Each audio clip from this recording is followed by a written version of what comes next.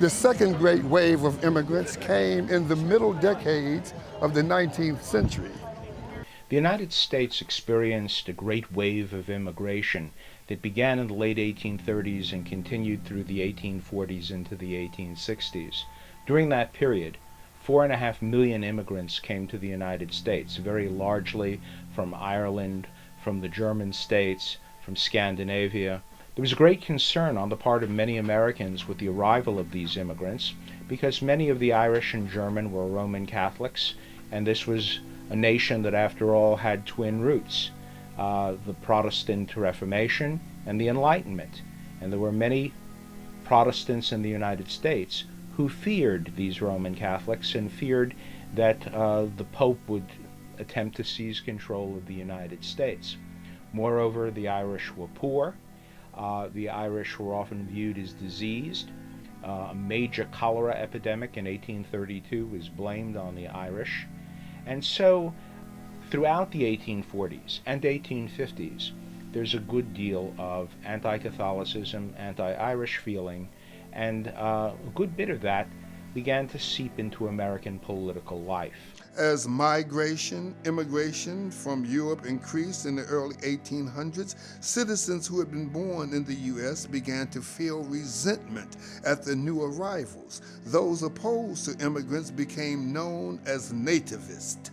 Nativism, opposition to immigration to America, often embraced negative racial and ethnic stereotypes of Irish. Irish were looked upon as, though they weren't physically, but they were depicted as short, hairy, ugly individuals, often looking ape-like. What's interesting about that is that depictions of African Americans were often ape-like, people swinging from trees, and the Irish were depicted racially in a similar kind of way. The Irish have been known as the niggers of Europe. Okay. That's what, Okay. because we were, basically most Irish came to the United States in the mid-18th century after the potato famine, because potatoes were rotting in the ground, and this was basically the staple food of most Irish peasants. Every great surge in immigration in American history has generated a corresponding surge in nativism, opposition to immigration, on the grounds that an influx of foreigners will marginalize the English language, undermine American culture, destabilize American politics, and weaken the economic status of American workers. Anybody who saw gangs in New York knows the history of the Irish race.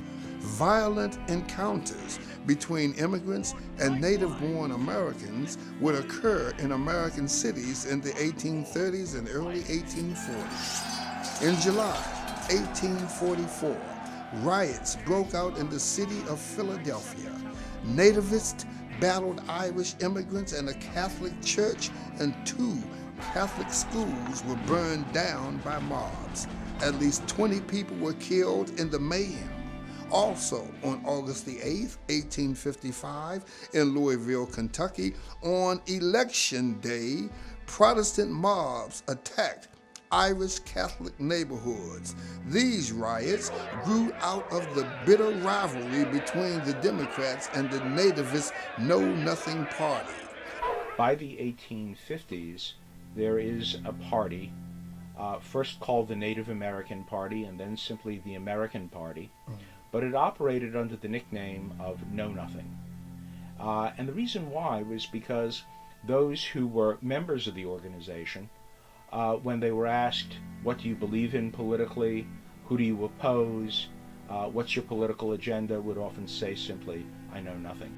Multiple street fights raged, leaving 22 people dead and scores injured, and much property destroyed by fire. Only 5 people were later indicted, but none were convicted, and the victims were never compensated. This event was known as Bloody Monday.